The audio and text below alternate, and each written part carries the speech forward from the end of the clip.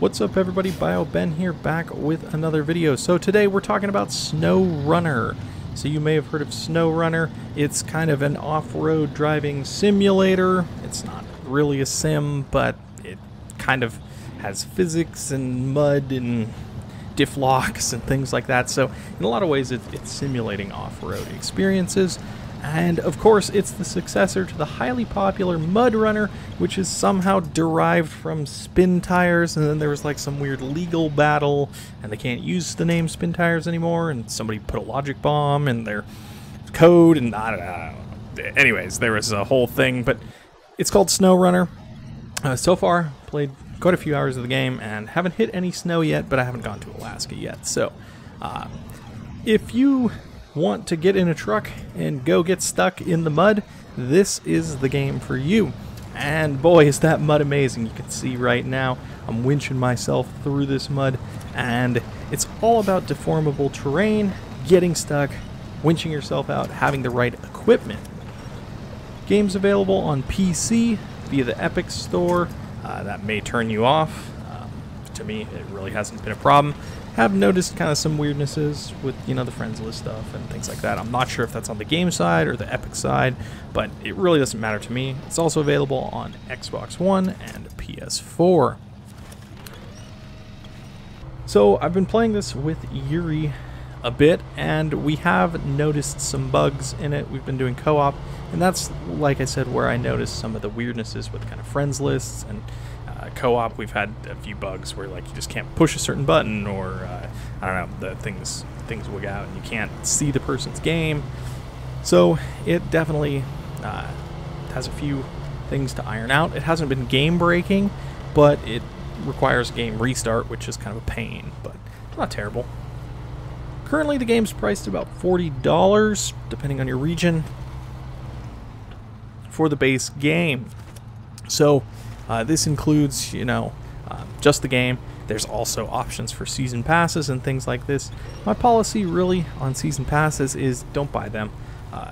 If this is a game that you're going to be playing a lot, you will play it a lot and you will really appreciate it. And when that content comes out, one, you'll know what it is, and two, if you really like the game and you're still playing it, you'll be more than willing to shill out a little more money than you would have early on. If, on the other hand, you get bored very early on, you don't like the game, you're not out any money. So it really is your call, but I say wait and see. Currently, the game has a lot to offer, though. I mean, it's going to take you a while to get through what's there. 3 massive maps, each with their own little subsections. We've got Michigan, Alaska, and Russia. So far, I've pretty much only touched Michigan, drove around the Russia one a little bit, but not much other than that. I mean, bottom line, I'm just going to say it right now, if you liked MudRunner, you're going to love SnowRunner, and I still think of them pretty much interchangeably, but it's really an improved experience here. We've got better graphics this time around, a really great mission system. I've never felt like there wasn't something to do or it was tedious, and the physics have been updated a little bit, it looks like, and new vehicles. It's all really, really great. And if you like the first one, you will love this one.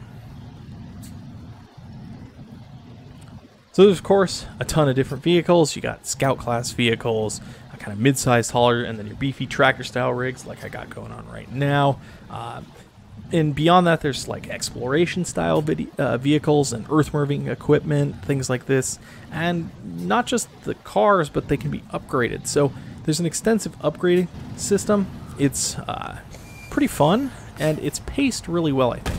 You keep unlocking things gradually as you level up and as you find upgrade parts and earn money. You can buy them, but it keeps things at a good pace. It keeps you from getting too overpowered very quickly, and it keeps the game quite challenging, which is what it's all about.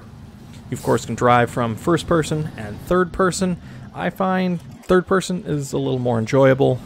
You can see what's going on, and even when I was using my steering wheel, I preferred third person because you can see what you're running into and all the mud and stuff like that. So you really get to see these trucks in action there. Controls are a bit of a hit and miss. If you're hoping that this is going to be a steering wheel friendly game, be warned. My Logitech G27 did work, but it had about 180 degrees of rotation range. So from lock to lock, it was like 90, straight 90 from lock to lock. So it's a bit twitchy, and that really doesn't matter too much for off-road vehicles. You are going lock to lock a lot, so it was kind of easy, but the force feedback's meh, and there's really a lack of control options. You really can't change anything in there. I haven't dug too deeply into it, but I did have an incident where it forgot all my button mappings as well, so that was kind of frustrating. So if you're looking for like a super realistic off-road wheel simulating game, this is probably not it. Also, mouse camera controls with that were kind of annoying, so I was using a keyboard, my wheel, and a mouse, so it was a combination of all those devices, and there were some issues. The game's clearly designed, though, for controller play, so I hooked up my Xbox One controller and really have had no problems with that at all. The button mapping, I switched it over to a button mapping 2, I think it's called, and everything seems to be right where I want it. The only thing I have to say is when I'm winching, I tend to use the mouse because I can select winch points very easily.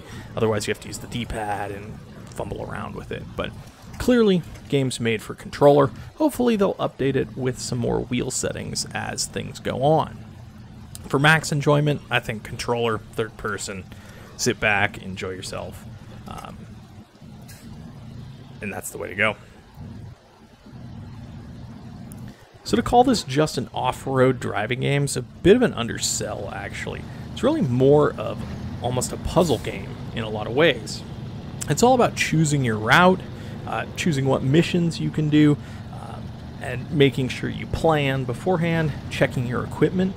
Do I have a vehicle that has diff lockers if I'm going into really deep mud? You know, how long is my winch? How do I four-wheel drive? These kinds of things.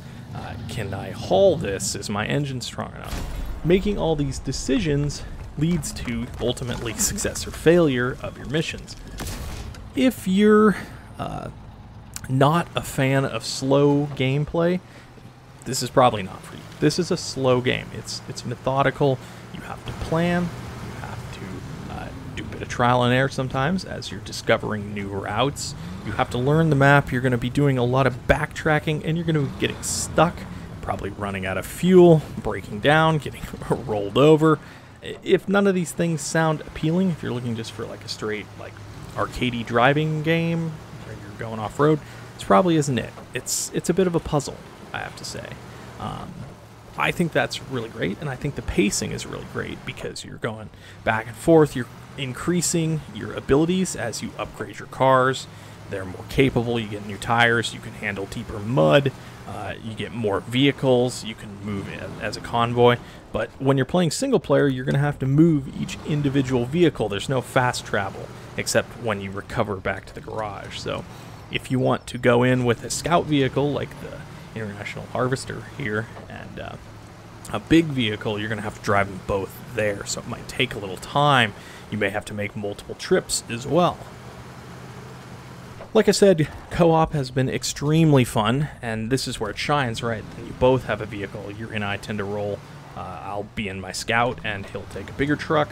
Today we did hauling an oil tanker out of a deep swamp that had been stuck in, so you can winch off each other and pull the bigger vehicle out, give it a little tow, you know, things like this. So really quite a lot of fun.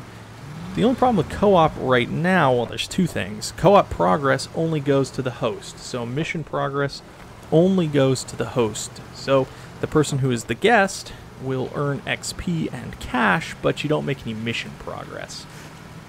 It's a bit frustrating because you're going to have to do those missions on your own in single player, but I don't know. I see both sides of it. It balances it out. You know, you don't end up doing missions that you're not equipped for, or, you know, you can't exploit it that way. One real big problem, though, is the map system in co-op. So the map's great. I like the map. You can set waypoints, but in co-op, those waypoints aren't shared. At least I don't know how to share them yet. The tutorial system is so-so. It was a little bit confusing. Some of the button mappings and way you do things is definitely very confusing. Not having shareable waypoints is a bit of a downside, because you kind of then end up being like, well, let's go over here. You see the little squiggly road down there? Yeah, no, not that one, this one, you know, that kind of thing. It's right next to the barn here. Turn left there, you know, that. It gets a little tedious. If you could just drop the waypoint like you can for yourself, that would be really, really nice. So I think shareable waypoints is a must upgrade feature if they're listening. Ultimately, so far, I think I highly recommend this game. This is just my first impressions. It's not a full review. I'm not too far in it yet, but it's definitely drawing me back. And it's, you know, a slow burn. You make slow progress, and you have to plan things out. Okay, I'm going to go here. I'm going to drop a fuel tanker here because I'm going in with the little cars, and they don't have as much range. But really, if you're into the kind of slow, methodical pace, planning, mud physics, if you're into mud physics, this is for you. And kind of off-road hauling, off-road just driving, getting stuck, winching, things like this, this is definitely for you. If you're looking for the perfect off-road simulator, don't get your hopes up. You know, if you're looking to have one-to-one wheel support, and you know this is a simulation of what it's like to drive off-road, nah, it's not really.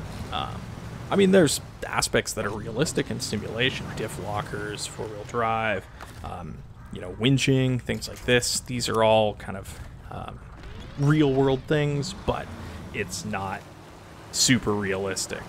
But overall, I'd say if you know, I've given you the information to make up your own mind. And again, if you loved MudRunner, you're going to love SnowRunner. So definitely give it a chance. All right, that's it for me. Bye for now.